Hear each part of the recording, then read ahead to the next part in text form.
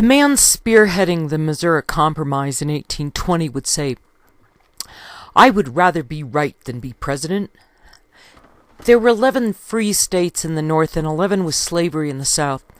So Missouri became the crucial battleground in having a balance between slave and free.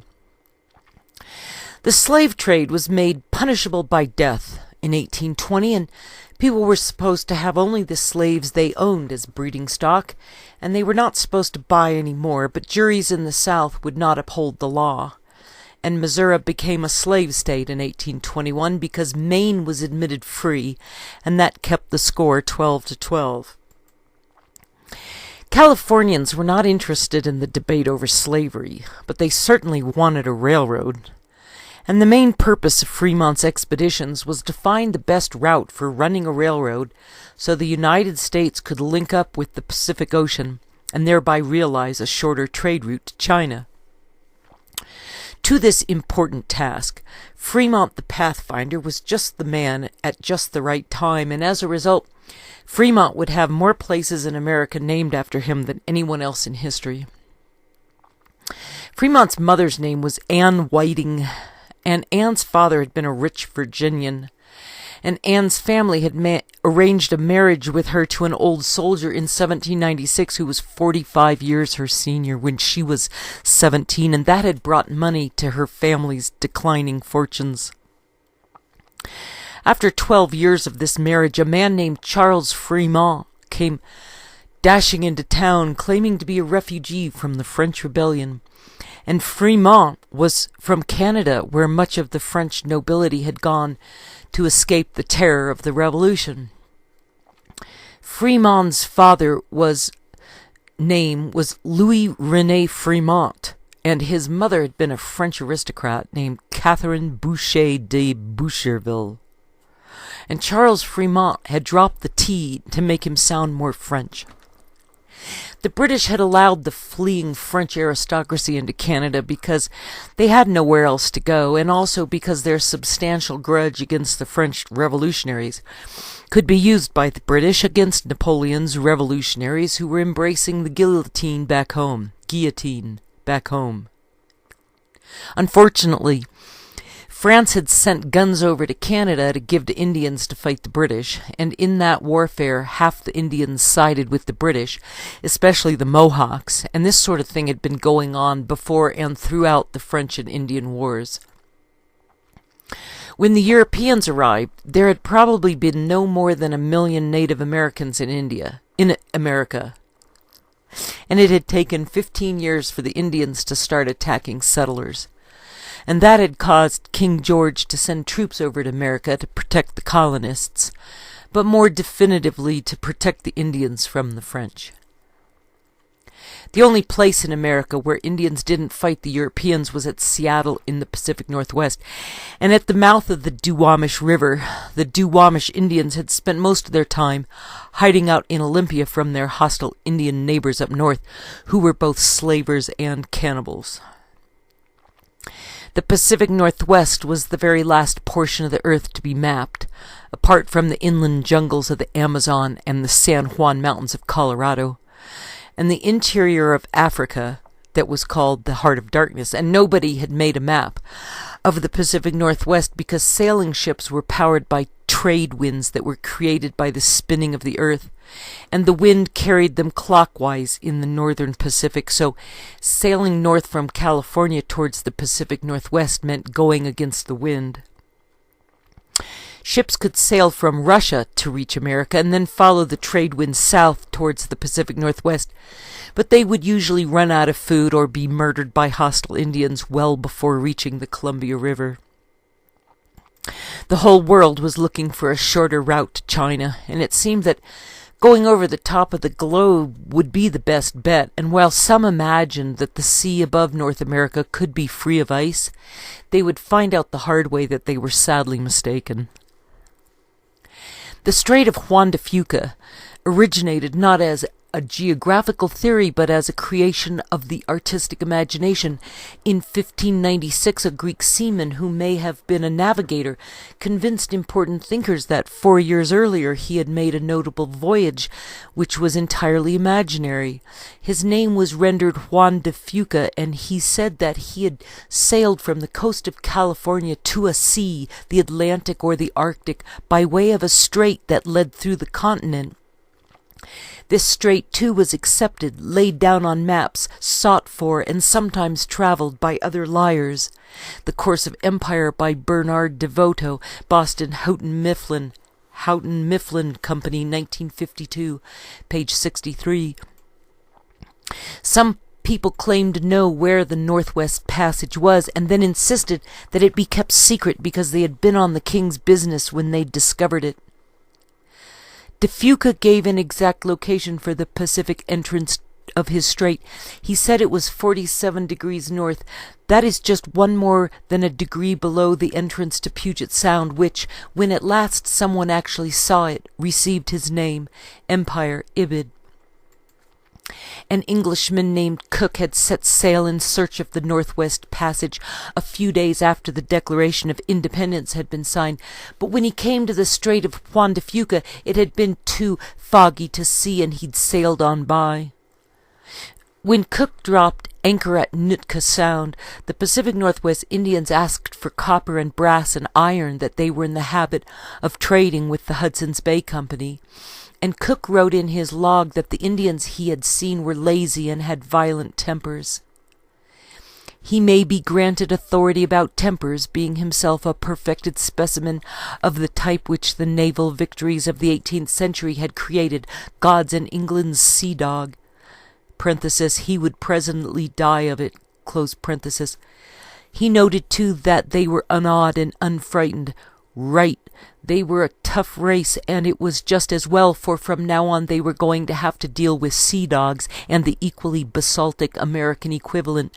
They swarmed around his ship, haranguing the white man, singing their chants of welcome and exorcism, and disinfecting him with their sacred pollen. Empire, page 280. Cook turned north towards Alaska and proved that it was the mainland and not just some islands, and then Cook ran into some Russians, so he sent one of his American sailors to talk to the Russians, and the American sailor fainted in their steam bath, was revolted by the stench of their stewed seahorse and bear meat, parenthesis, to which, however, Cook paid a gourmet's tribute, close parenthesis, and had a fine time. He helped them drink the liquor Cook had sent with him, for of many novelties the most amazing was that they were Russians and yet had no alcohol. Empire, page 283.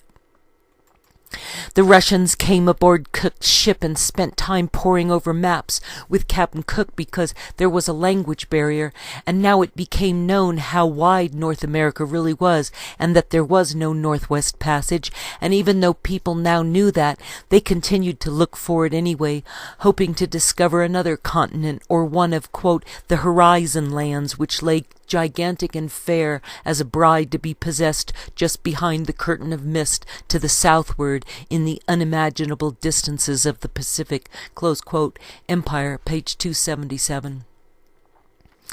Captain Cook also figured out how to prevent scurvy, and 2/3 of Vasco da Gama's men had died of scurvy. But by 1800, the British knew how to avoid scurvy by eating limes, which gave them the nickname limeys, and went a long way towards making them the undisputed ruler of the seas. 13 days after President Washington signed the Constitution of the United States, a brand new ship looking for the Northwest Passage sailed out of Boston Harbor with Captain Gray at the helm. And when they arrived at Nootka Sound, Indians tried to kill Gray's crew to steal the ship, so the sailors burned down their village.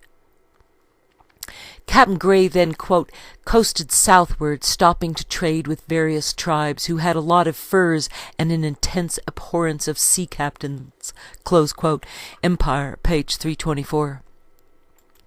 Captain Gray's log read, experienced strong currents setting to the southward. We have frequently seen many appearances of good harbors, but the currents and squally weather hindered us from a strict examination. However, Captain Gray is determined to persevere in the pursuit. Empire Ibid. They dropped anchor in Gray's harbor and cannonaded a canoe by moonlight that carried at least 20 Indians. And in the best British tradition, quote, "You killed a large percentage of the customers in order to do business with the rest on terms you considered proper," close quote. Empire, page 327. Captain Gray named Tillamook Bay, that meant Murderer's Harbor, after his crew barely escaped with their lives. And Captain Gray sailed up into the Columbia River during the last year George Washington was alive, and he went up river for 36 miles and named the river after his ship the Columbia, then sailed into Puget Sound and named it after one of his lieutenants. Captain Gray had only one eye, and so did the Chinook Indian chief in Puget Sound, so they got along great. And Captain Gray also named Mount Rainier, then gathered up a bunch of furs and took them to China, traded them for tea, and then sailed west towards the Atlantic around the Cape of Good Hope, on his way back home to Boston, once again circumnavigating the globe in 1793. Captain Gray had been the first American to sail around the world 3 years earlier, and when he had arrived back in Boston Harbor in 1790, he had brought with him 2 Hawaiians dressed in traditional Hawaiian war dress. And at sea, Captain Robert Gray would die of yellow fever in 1806, at the age of 51. The Spanish had arrived in Puget Sound in 1775, but their landing party was killed by Indians and they sailed away, replaced by a high-seas adventurer named Francisco Miranda. And when the Treaty of Versailles in 1783 gave the Bahamas to Spain, Miranda made the Bahamas his base. Miranda traveled the world for Spain, going as far as the court of Catherine the Great in Russia, to become her friend when she was 57 and he was in his early 30s. And Catherine the Great offered Miranda 1,000 gold louis per year to stay in Russia, but he needed to go back to sea. Miranda thought the American legislature was a joke. Having fully laid its law-giving powers into the hands of ignorance, the most absurd and unjust decisions were proposed, debated, and approved by these assemblies throughout the continent, and as their constitution grants all power to proprietors, the chief men are not the wisest, and senators and assemblymen are often persons without principles or education. One was a tailor 4 years ago, another one an innkeeper, a third one a caulker, a fourth one a smith, and the state of plainness and even want in which these people live in such small and unhappy homes, without decoration or even comfort, and yet the high ideas they harbor in their minds! Exclamation point. The Fall of the Spanish-American Empire by Salvador de Madariaga, New York, Collier Books, Macmillan Company, 1947-1963, page 319. When Miranda showed up in Nootka Sound, the British confiscated all his maps and his lists of Spanish possessions, then took him back to England. And the Fall of the Spanish-American Empire book graciously supplied a hidden footnote that ran to 6 pages under the heading Note on Miranda's Guilt, including the opinion that after Miranda, the Spanish stopped being so powerful in South America and Mexico. If they had sallied forth into the world with less Spanish quixotic indifference to realities, with more of the ballast of experience Sancho recommended in vain to his master, they might have rejuvenated all the Spains, the European and the American. As it happened, they could not act better than they did. They worked with courage and good faith, and in that dispersive, disruptive, explosive way which is typical of Spain as it is of the pomegranate. And the empire, born as a pomegranate, bursting forth and dispersing its grains of life throughout a continent, died also as a pomegranate, strewing the continent with its grains in helpless dispersion, to be pecked at will by the eagles of power. The Fall of the Spanish-American Empire, page 340. The man who stole Miranda's maps helped bring the East India Company under control of the Crown, and he made Ireland part of Britain and died the same year as Captain Grey in 1806, and it was said that, quote, news of the British defeat at Austerlitz, close quote, killed him. Outlines of English History, page 111. The Spanish had learned about the Pacific Ocean by walking over Panama, and had sailed north to Nootka Sound 5 years before Cook, even going to Alaska, where they planted the Spanish flag before heading back down to California. The Spanish had sailed into Monterey Bay and built a prison, a presidio, with the intention of protecting their silver mines in New Mexico.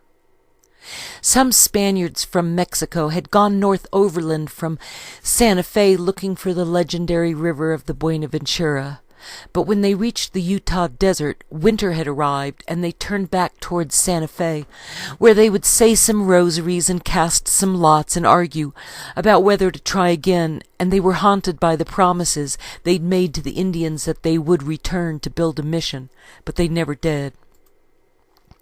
There were 25 million Indians in Mexico in 1500, and after less than 100 years there would be less than 1 million of them, and after the Spanish learned not to trust them, the Mexican Indians would resort to capturing Spaniards and cutting out their hearts while the Spanish were still alive, and while the Aztecs and the Mayans didn't actually fight back in the ordinary sense, their weapon of choice was poisoned food, and most of the natives were cannibals. The Spaniards weren't interested in gold for themselves, but were seeking gold they could bring to their Spanish king and queen, who wanted gold primarily to give as a gift to their beloved Pope in the Vatican in Rome.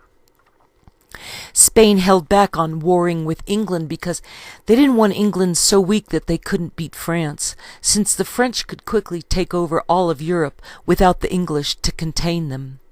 And Spain helped the Americans to some degree against King George, even though the Declaration of Independence gave them a fair amount of worry. During the American War of Independence, Spain helped the Americans by letting them park ships in Spanish harbors because an independent U.S. might be able to weaken England to the point where they would be vulnerable enough that Spain might be able to make England Catholic again. Columbus had sailed after spending almost 7 years in Santa Fe in Old Spain, trying to convince Ferdinand and Isabella to finance his search for the mystic route to China. And Columbus would sail from Spain looking for, quote, the resplendent country of Kubla Khan, close quote, and he would be given the title of Admiral of the Ocean Sea, and after meeting Columbus, the Indians wanted weapons to fight the Europeans. At his death, Columbus continued to believe he had reached Asia, where the great Khan had built his stately pleasure dome. Magellan set sail in August of 1519 with 5 ships headed around South America and into the Pacific Ocean, and the Strait of Magellan was named after him, and then Magellan sailed on until he reached the Philippines, where he was murdered by Indians. And Magellan's Victoria made it back to Europe in July of 1522 with half its crew left alive, and they had been the first ever to sail around the globe. The diverse nature of the many Indian tribes in North America had presented remarkable challenges for explorers,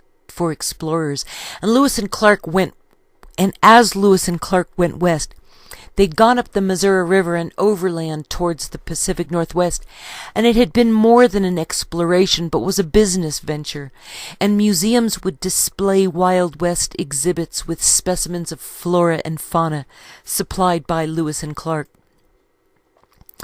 Russia had owned all the land in the Pacific Northwest down to the Presidio in San Francisco, and the Tsar had sent the Russian fleet to both San Francisco and to New York Harbor to help his friend Abraham Lincoln, so the British and the French couldn't interfere in the war between the states. And after the war, the Tsar would sell Alaska to the victorious North because he trusted Lincoln to keep the British out of the Pacific Northwest, where they were certain to be a threat to Russia. Learning some French language and making friends with Frenchmen doomed the Indians in America, because the U.S. became friendly again with the British after the terror in France of 1789, and that left mostly only Southerners willing to be friendly with the French. Fremont's father, Charles Fremont, had been captured by the British while sailing on a boat going to the island of Santo Domingo, and even though he testified he was only on his way to visit an aunt, the British had put him in jail for several years, and when he got out, Fremont ran to Virginia in hopes of throwing himself on the mercy of the new American government. Fremont spoke several foreign languages, and he would paint the ceilings in rich women's living rooms. And Fremont taught their boys to sword fight, and he taught history to the girls, and he moved into the cottage of the old soldier's estate, where he engaged in criminal intercourse with the old soldier's wife, Anne Whiting. The old soldier had been paying Fremont to tutor his wife, and he threw both of them out in the middle of a storm, but Anne was happy to run away with the man of her dreams, Charles Louis René Fremont. The old soldier published the bad news in the newspaper, and the good people of Virginia shunned the new lovers, so they promptly moved to Savannah, Georgia, and took several people of African descent with them because Anne had inherited them from her father. Anne's old soldier husband was Major John Pryor, who had served in the Continental Army as an artillery officer until June of 1779, when he'd been promoted as aide-de-camp to General William Alexander, otherwise known as Lord Stirling. General Alexander was the male heir to the Scottish title of Earl of Stirling, but the British had overruled Scottish law and denied him his title in 1762. And General Alexander had continued to use the title of Lord Stirling anyway until his death in January of 1783, shortly before the final victory in the American War of Independence. Lord Stirling had exposed a small cabal of American officers who were plotting to overthrow George Washington during the war, and Lord Stirling had invited them to his house during a storm and served them enough liquor to loosen their tongues, and by getting written proof of their conspiracy to replace Washington, the Scottish Lord Stirling had become one of Washington's favorite generals. The scheming generals had wanted to invade Quebec, but Washington had drawn a line leaving that as Canadian territory in an attempt to entice the British to terms, and it must be understood that the bulk of these generals, wanting to run the British out of Quebec, had seen action during the French and Indian War.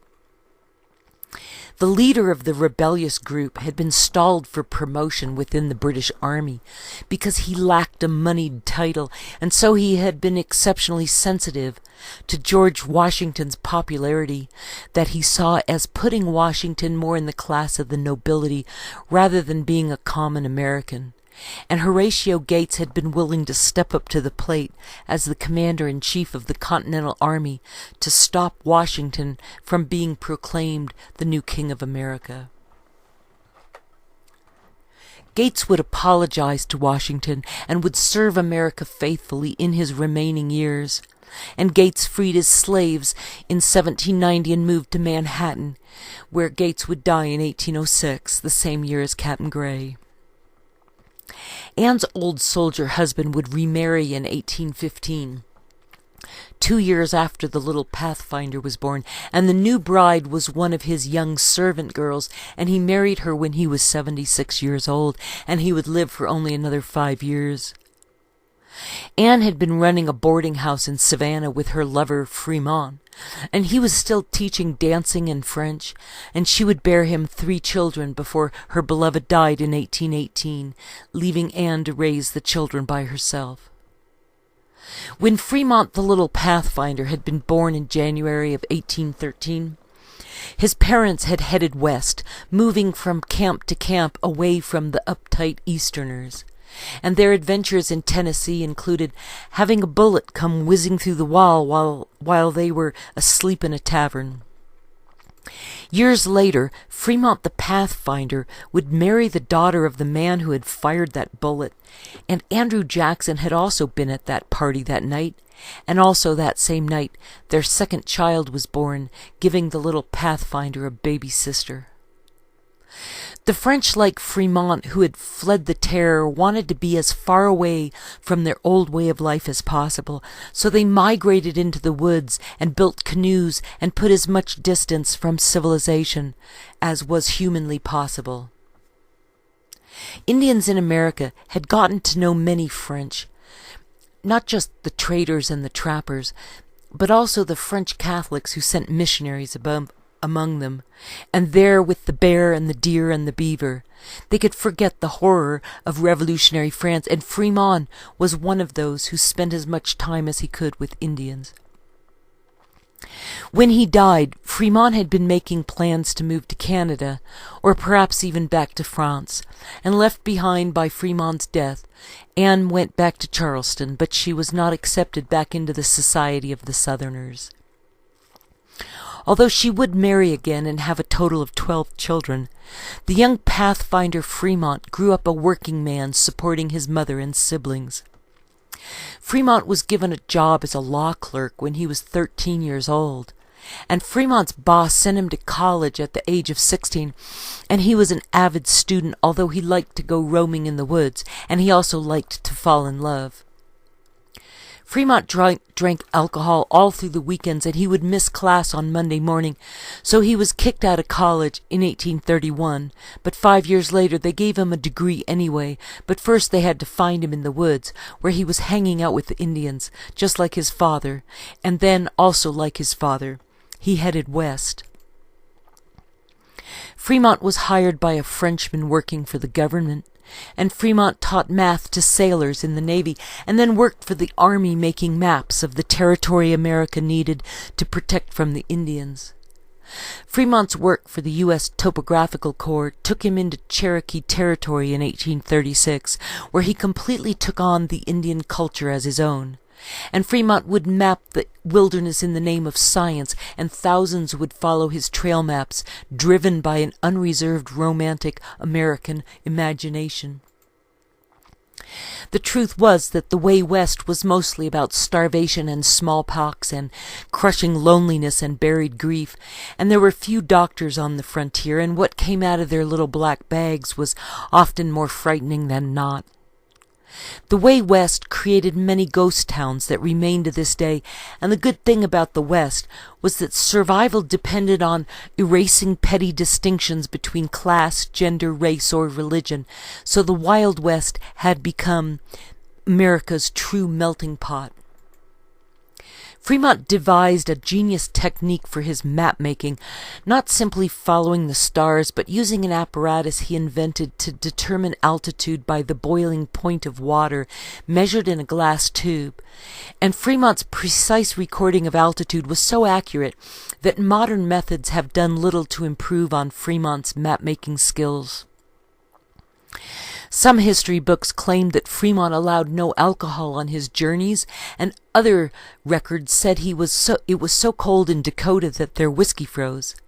And many history books said that Fremont did indeed give alcohol to the Indians, which was supposed to be against the law, but it worked like a charm. Fremont was sent up the Des Moines River in Idaho in 1841. To make 13 new maps of the territory, and when he returned, there was a story about him in the newspaper that made him a celebrity, and people liked the stories of adventure, while the women readers thought he was cute. And Fremont added the T back onto his name to make it sound more American. In 1836, Fremont had gone to explore a railroad route between Charleston and Cincinnati, and he went up to Minnesota and into the Dakotas by traveling up the Missouri River. And in 1838 he got all the way to where the capital of North Dakota was named after the German Iron Chancellor Bismarck.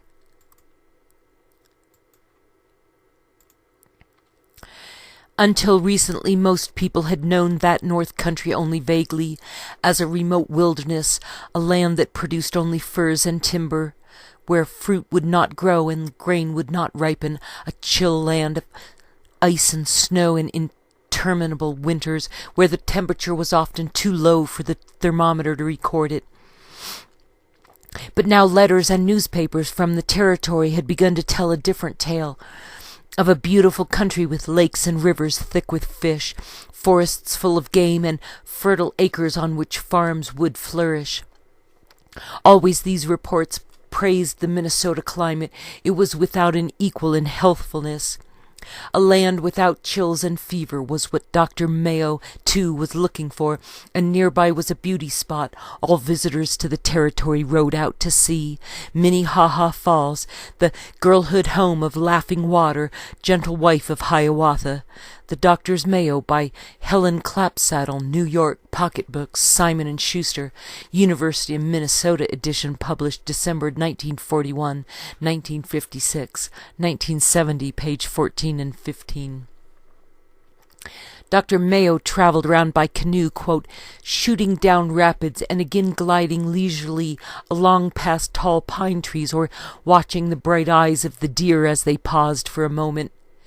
And he slept in the canoe, swung to sleep by the light rippling waves, while the boat was tied to the banks waiting for the morning's light. Mayo, page 17.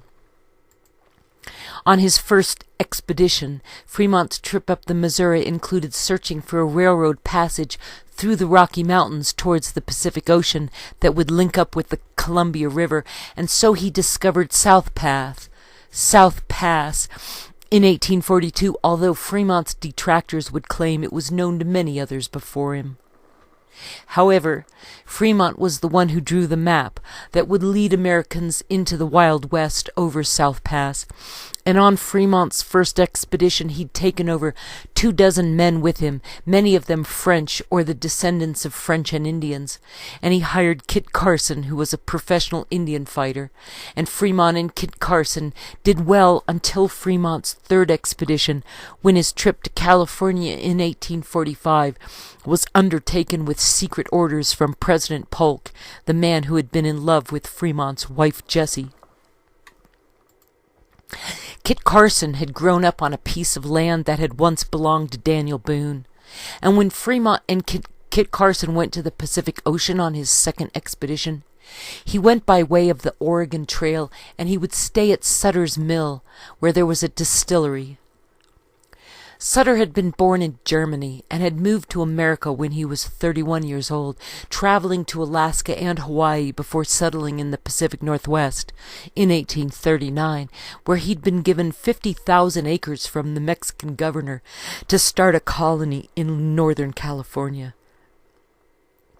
The Mexican government couldn't keep order in their California territory and were unable to stop Indian raids, so the Mexican government was giving land to anyone willing to build any measure of civilization.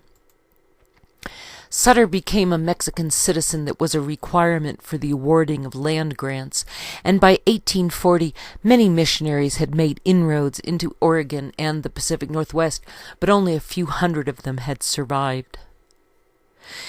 Spain had pulled out of Oregon in 1819, after which the British shared it with the Russians until 1824, when the Russians went back home. The Russians had trapped all the fur out of the area before leaving, and Sutter became the owner of all the stuff the Russians left behind, and Sutter built a prosperous mill and a dry goods store, and his compound became a popular stop for settlers moving west. Fremont's second expedition went to Oregon by following the Arkansas River to its source, then going through Utah on his way to the Pacific Northwest, and one of Fremont's men was a Frenchman with an Indian wife, who he brought along to serve as a translator. As Fremont's fame had grown, Jessie and Fremont traveled back and forth from St. Louis to Washington, D.C., in a yellow coach she called Cinderella's Pumpkin, and for Fremont's second expedition he hired 33 men and 2 Indians from Kansas, and Fremont took his best friend of African descent, and he ordered his men to treat that friend as an equal. Fremont liked Indians and women and foreigners, and he also hired many Hungarians, which was truly a reach. And Fremont took a cannon and an impressive arsenal of guns, since especially the Blackfeet Indians spoke only the language of gunpowder. Fremont's cannon was a 12-pound brass howitzer that took 3 men to operate, and the leader of the gun crew was a German from Berlin who had served in the Prussian army. On his second expedition, Fremont discovered Lake Tahoe, and he saw Mount St. Helens erupt, and then he visited the Whitman mission near Walla Walla, where the Whitmans had been living for 7 years. The Whitmans had originally been the white mans in England and had come to Massachusetts in 1638 at the time the Lincolns came over, and one of the Lincolns married a Whitman 3 generations later, and 5 generations after that Abraham Lincoln was born. Marcus Whitman had been the 3rd child born to a Whitman who was a shoemaker, and he also ran a sawmill and a tannery, and Marcus was born in a log cabin and attended a church that finally got a stove in 1822. Until then, the women had brought charcoal foot stoves to church meetings while the men just filled themselves with rum to keep out the cold. The congregation built a school next to the church where Marcus was taught that the highest possible goal in life was to be a missionary venturing into uncivilized lands, and that meant Indian territory. And at the time, Oregon was more foreign than China. When Marcus Whitman turned 18, there had not been enough money to send him to college to become a minister, so Marcus decided to become a doctor instead.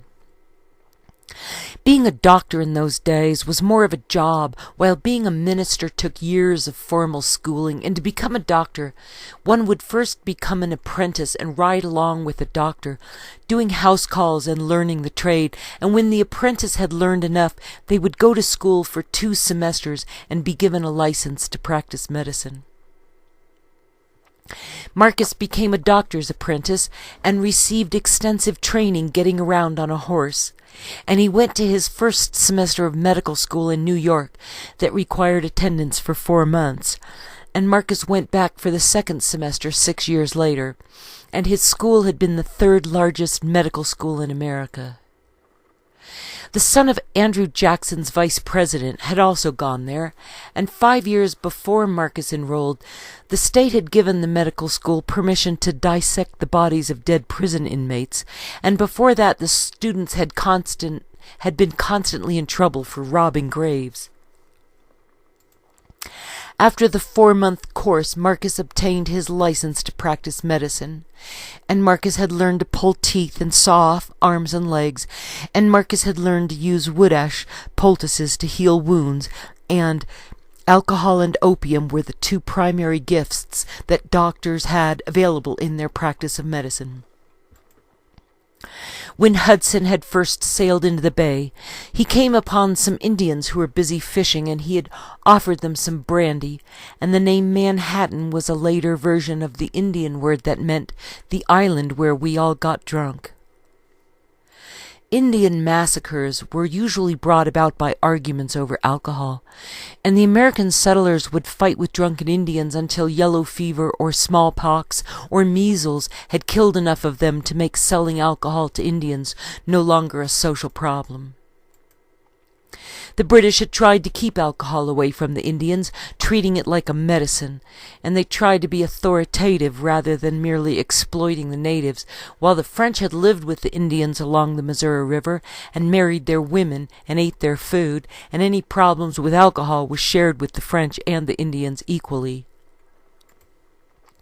The British had quality blankets and knives to trade from their Hudson's Bay Company based in Montreal, Canada, while the Americans had mostly alcohol for sale, and the Indians were drinking so much by 1820 that there was a fur shortage that year, and non-Indians had to step in to keep the fur trade going. Tri-corner hats and top hats, and a variety of other hats, were made out of beaver skins, and beaver flourished in the clear streams of the headwaters of the Missouri, and furs bought from the Indians were sold to England and to China, and in its heyday, 80,000 beaver pelts were taken out of the Snake River ecosystem every year. The annual meeting of the fur traders was called a rendezvous because of the trappers' French origins, and the entire fur-producing region, from the mouth of the Mississippi to the watershed of the St. Lawrence River,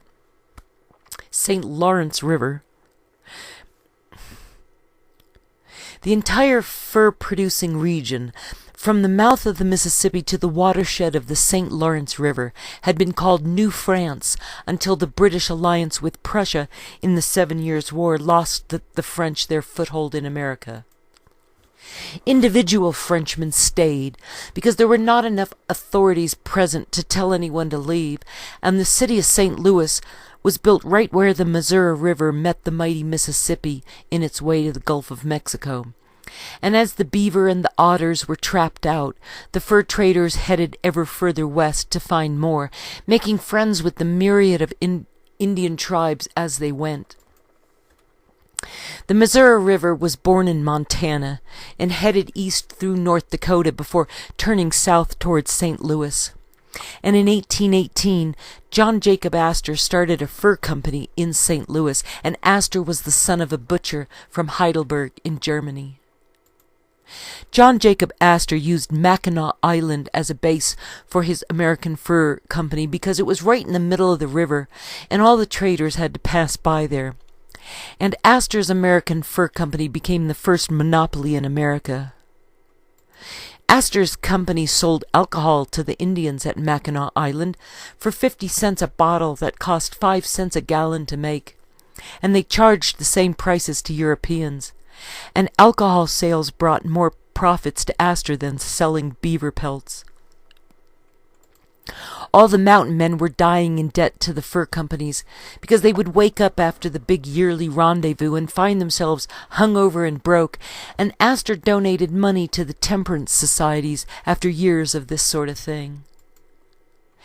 Astor built a farm in New York that went from Times Square to the Hudson River, and society people thought he was rude, but when he died, John Jacob Astor was the richest man in America. The British started making hats out of silk from China in 1832, and the price of beaver fell, and the last big fur traders' meeting was held in 1840, and while only missionaries had ventured west to bring Christianity to the Indians before then, or mail to the fur trappers, after 1840, a few hundred brave Americans began moving to Oregon to settle in the Promised Land. The first religious service in Idaho was financed by businessmen suffering from the scourge of alcoholism, and the church service was held at Fort Hall in 1834 and was led by Marcus Whitman, who had set out from St. Louis with the American Fur Company as they headed for the rendezvous at Green River in Wyoming. Marcus returned to the east to get more help, and that would include finding a wife, and he chose Narcissa, who had been born in Prattsburg, New York, the third of 9 children, and her father was a carpenter, and the rectory he built in 1832 is still standing today. Narcissa sang in prayer meetings, and they called these meetings concerts, and Narcissa had attended the first class of girls allowed into the Franklin Academy, and a guy named Henry, who was 22 years old, had fallen in love with her, but Narcissa didn't like him back. Spurned Henry was a bastard who had grown up in foster homes, and later in the Pacific Northwest he would make life hell for Narcissa at Walla Walla, and everyone knew why. When the Whitmans were massacred by Indians, it was Spurned Henry who had told them she was an ungrateful woman, and the author of White Women Over the Rockies said he didn't know that part of the story when he wrote his first book, but had since seen letters to prove it and wanted to set the record straight. A preacher had come to Narcissa's church and told the membership about 4 Indians who had come to St. Louis from the Pacific Northwest, begging for missionaries to come teach the savages about civilization, and the church voted to collect money to send some people to Oregon, and the plan had been to go along with the American Fur Company. Narcissa Narcissa proposed marriage to Marcus in order that she be allowed to go to Oregon, because the church refused to send single women, and at first Marcus said no, because there'd never been a white woman who'd gone over the Rockies before, but Narcissa insisted and would be pregnant by the time they reached the Rocky Mountains. The church had made a pair of men's boots for Narcissa, and she wrote that on their way upriver to St. Louis, they'd been steaming along at 13 miles per hour, and when they reached St. Louis, they attended a Catholic church service at the old cathedral, and were horrified by it, and called the Catholics idolaters, and they had sat in the church for an hour and left early. The newspaper in St. Louis that printed their wedding announcement was attacked a month later for being anti-slavery, and so the newspaper moved to Illinois, where it was attacked again, and the publisher would be murdered by Confederates within the year. Marcus and Narcissa crossed the Continental Divide on the 4th of July in 1836, and they carved their names on a big rock as a monument to their triumph. And it would be 7 more years before the wagon trains began to roll, so many that the ruts made from the wagon wheels can still be seen off Highway 28 in Wyoming.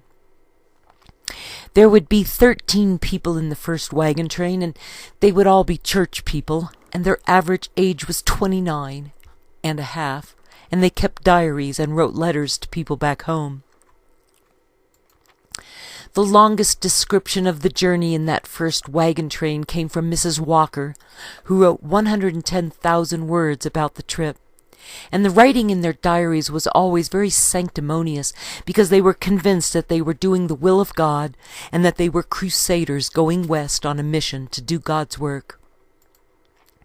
The first women over the Rocky Mountains did it side saddle, because it was unbecoming for ladies to ride astride. And Mrs. Walker's side saddle is now on display in a museum in Oregon. Marcus figured that if he brought one wagon, the women could rest in it when they got tired of riding side saddle, and he told Narcissa that wherever a wagon could go, a woman could go. They started out with 2 wagons, but left one at Fort Laramie and continued on with only one, and before they got to Oregon, it would be turned into a 2-wheeled cart. They took 6 mules, 12 horses, 13 cattle, and 4 milk cows, and there was still snow on the ground when they set out, so the journey began as a sleigh ride. And when they left the trees of the east behind for the rolling plains, they gathered buffalo dung to burn for cooking, and at first they used gloves to gather it, but soon enough they dispensed with the gloves. When the Whitman's wagon train had gotten to the big fur traders' rendezvous on the Green River, they could see Fremont Peak rising 13,700 feet towards the sky, and the American Fur Company had 70 men and 400 animals, mostly mules, going west that year, and the fur traders didn't want any missionaries around and threw rotten eggs at the Whitmans. When 3 of the fur traders died of cholera, Marcus blamed it on, quote, their intemperance, drunkenness, and their sunken and filthy situation. First White Women Over the Rockies by Clifford M. Drury, Glendale, California, Arthur H. Clarke Company, 1963, page 32. Marcus told the trappers to move their camp and to drink only clean water, and their health improved, so they decided he was okay, and they agreed to escort the Whitman party over the Rocky Mountains the following year. Narcissa simply loved the journey. She liked the noise of the cattle, and she liked the food, and they ate buffalo 3 times a day, and she wrote that they, quote, do not want anything else with it.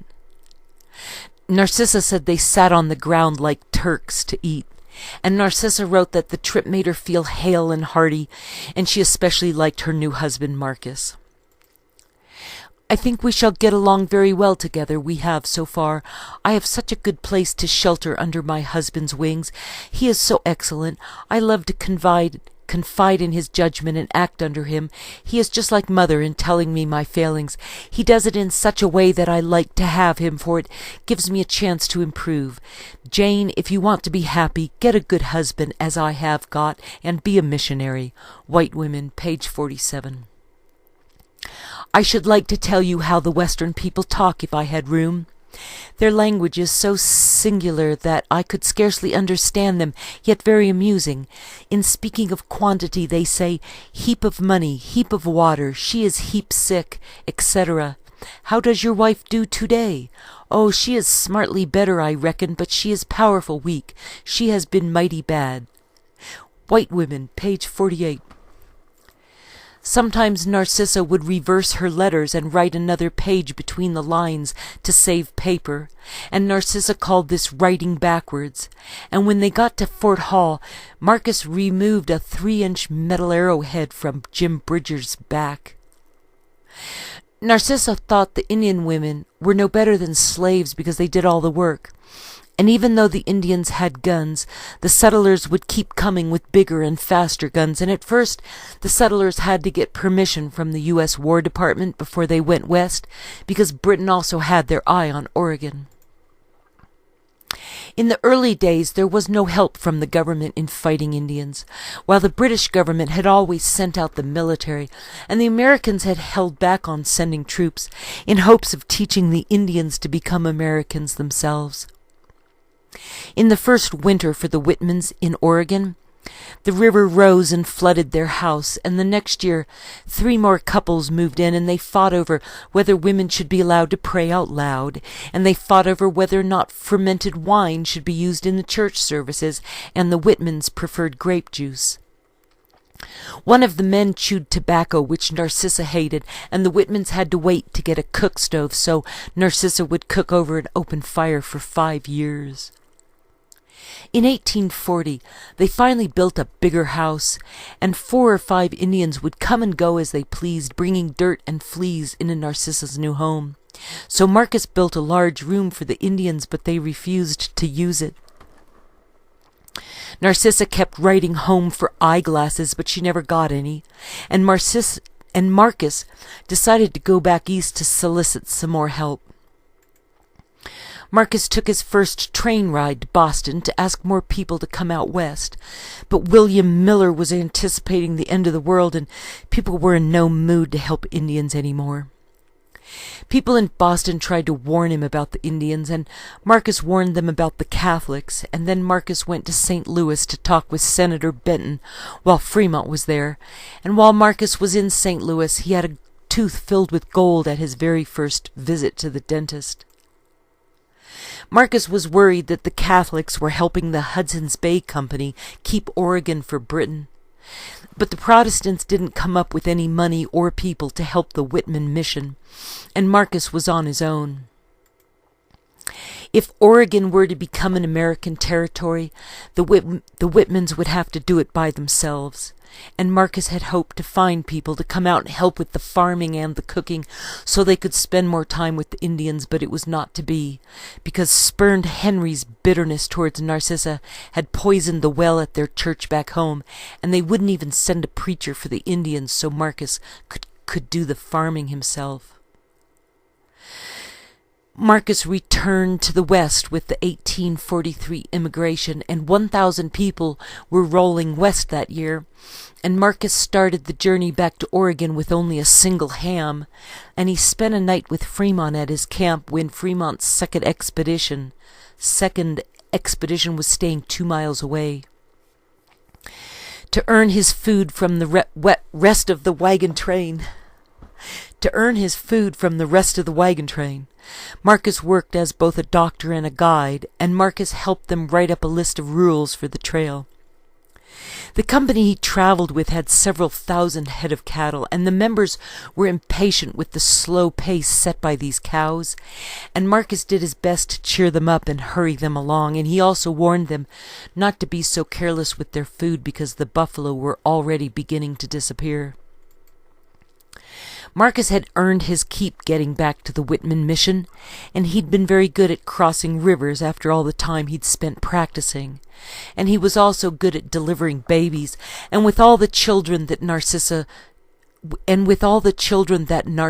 was responsible for,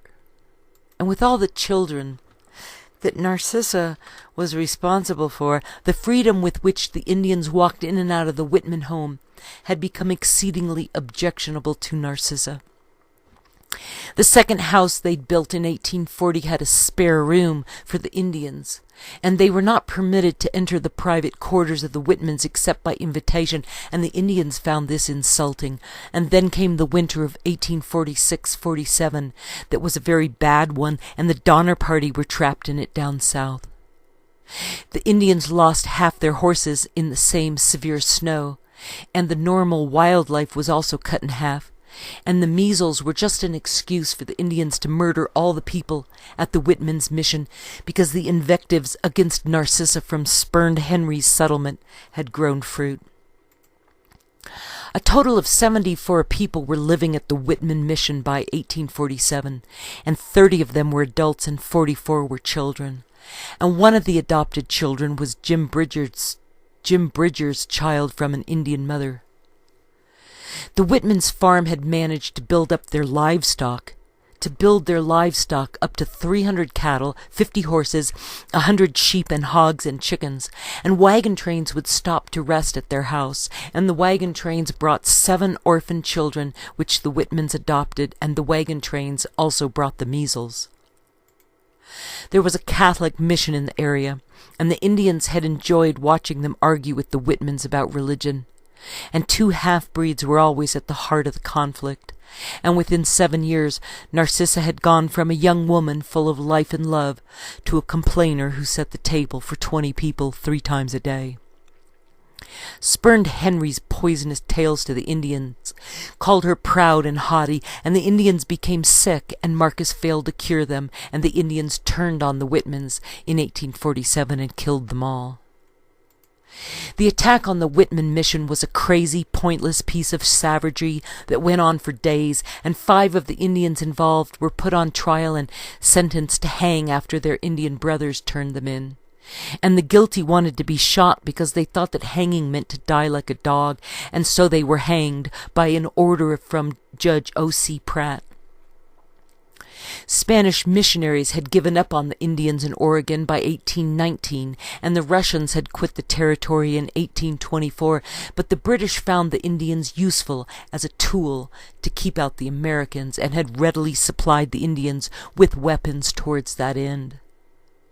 The year after the Whitmans had built their bigger house, the U.S. Independent Treasury was born in 1841, when Uncle Sam found out that ranch owners back in England were financing sheep farmers who were encroaching on cattle country, and the war between the farmer and the cowman was going on in Montana and Wyoming, with cattle barons working for their masters back in England, using barbed wire fences at the expense of American farmers, and so limits were put on the amount of grazing land one could fence, but that only escalated the conflict between the British interests and the Americans.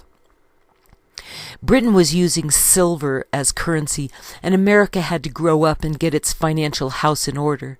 So America went on the gold standard instead in 1848, and that fired up the gold rush as the gold in California became real money. Gold fever hit hard in San Francisco, and there were so many sailors abandoning their ships for the gold fields that they had to drag the empty ships out of the water to make parking places for more arriving every day.